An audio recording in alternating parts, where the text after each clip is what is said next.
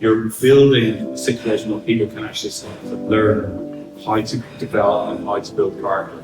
Rowing is a very unique sport in a way that it helps you to be able to do that. But it also means that you are going to look to help try and make sure that the coaches are determined to get the most out of the young people that are coming down, and the athletes as well, as well.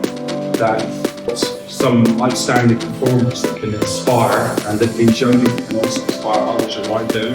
It's in two ways to it. It's not just about having something inspirational, but it's about them becoming inspirational as well to build that.